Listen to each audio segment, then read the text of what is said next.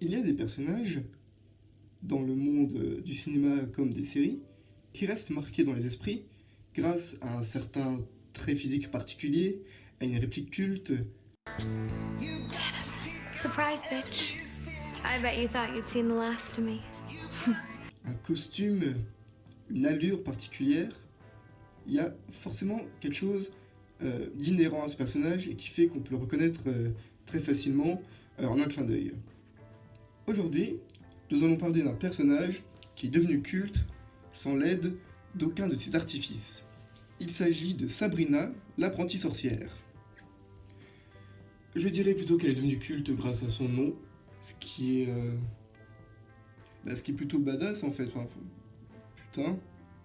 Wesh. À l'occasion de la sortie de la nouvelle série sur Netflix, Les Nouvelles Aventures de Sabrina, je tenais à faire une petite vidéo récapitulative de l'histoire de ce personnage, ses origines jusqu'à nos jours. Et ce qui va être intéressant, ça va être de remarquer un peu l'évolution de ce personnage qui va s'allier avec son temps en fait. Donc tout d'abord, les origines de Sabrina Spellman, l'apprentie sorcière. Tout commença en 1962 avec l'apparition de la jeune apprentie sorcière en tant que personnage secondaire dans la série de comics Archie, les Archie's Comics, que vous connaissez sûrement, sans forcément le savoir, grâce à la série à succès de Netflix Riverdale, qui est directement adaptée de ces comics. Le succès sera tel qu'il y aura une série de comics totalement consacrée à Sabrina Spellman. Il y aura carrément un dessin animé télévisé qui sera diffusé au cours des années 70 jusqu'en 1983. Et jusqu'alors, il n'y avait encore rien de, comme je disais précédemment, il n'y a pas de trait particulier au personnage, si ce n'est que c'est une sorcière. Osef. Et suite à ce succès au cours des années 60, 70, 80, il y aura 2 téléfilms ainsi qu'une série télévisée qui sortiront dans les années 90, et c'est cette série qui aura vraiment marqué les esprits, ou du moins la génération Y, si on peut dire, parce qu'elle représente vraiment la jeunesse de l'époque.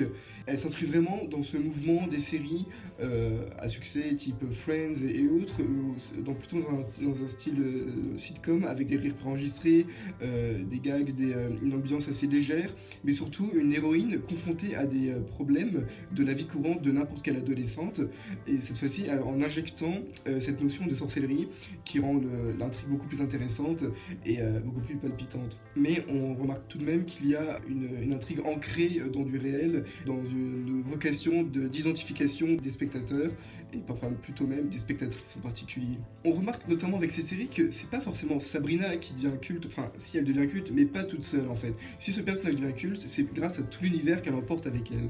Donc tout l'univers de la magie, avec ses tantes, ce double monde dans lequel elle vit, c'est-à-dire le monde humain, normal, composé du lycée, de ses amis, de la ville de Greendale, hein, une ville fictive, voisine de celle de Riverdale, et également son chat, Salem, qui est vraiment dans cette série un personnage très important, parce que oui, le chat est un personnage, il parle. Aussi, ce qui aura fait le succès de cette série, c'est qu'il y aura de nombreux invités de marque, notamment Britney Spears, pour ne citer qu'elle. Et c'est aussi à cette époque qu'il y aura aussi la diffusion de nombreux produits dérivés, des jeux vidéo, plein de goodies qui vont vraiment en fait créer à partir de ce personnage atypique un véritable phénomène de pop culture, et c'est ça vraiment en fait qui va ancrer ce personnage dans les mémoires en fait. C'est pas le personnage en soi, c'est tout ce qu'il apporte et tout ce que le public en fait qui le rend culte.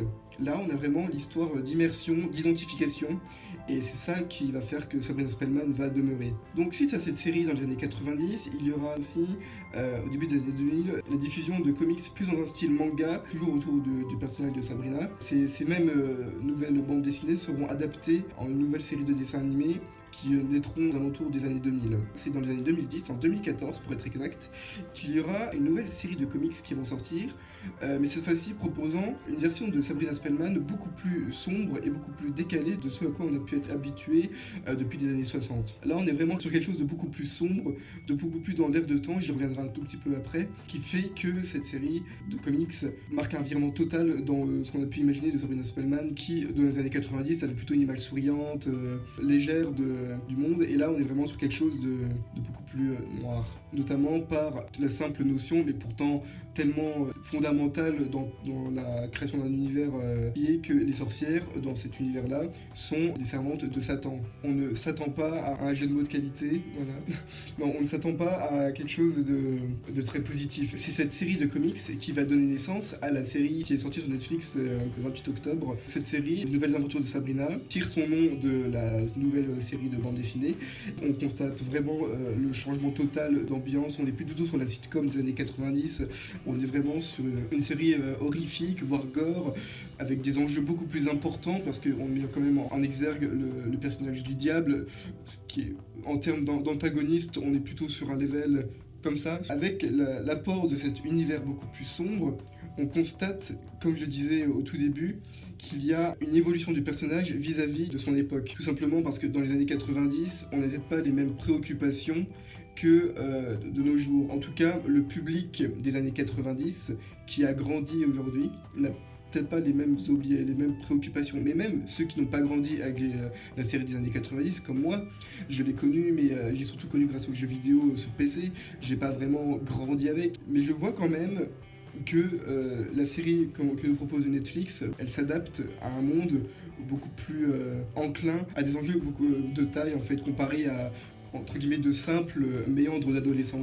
Évidemment, le passage de l'adolescence est un passage très important avec des expériences fondamentales dans une vie, mais là on est plutôt sur des enjeux sociaux. Ça suit un peu cette vogue qu'il y a eu, maintenant ça s'est un peu calmé, mais de tout ce qui est récit dystopique, avec d'abord des séries de romans, donc notamment les trois plus connus, c'est surtout Hunger Games, Divergente, puis après est venu Le Labyrinthe, une atmosphère de guerre, de révolte. On est vraiment sur quelque chose où la jeunesse, principalement, est au centre d'une révolution, d'une remise en question de la société. On montre que là, on n'est plus sur des problèmes centrés sur l'adolescent, mais que l'adolescent, on le met en place dans un univers noir et plein d'injustice et tout ce qu'on veut, et on le fait réagir à ça, et on le fait combattre tout ça.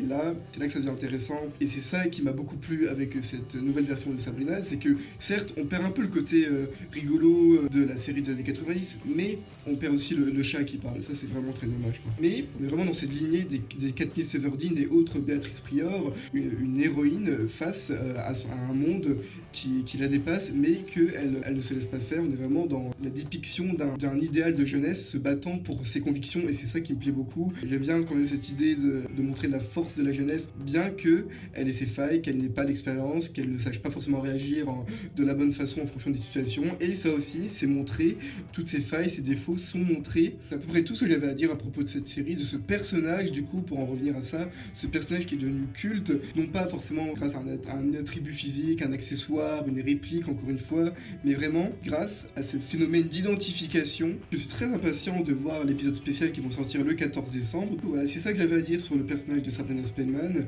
Et du coup, voilà, retenez bien la jeunesse. Et la jeunesse est forte, la jeunesse est combattante, la jeunesse est résistante. On se laissera pas faire. Merci beaucoup. C'était Le Sorcier du Ciné. Si cette vidéo vous a plu, abonnez-vous, likez, commentez, partagez. Ouais, je fais tout.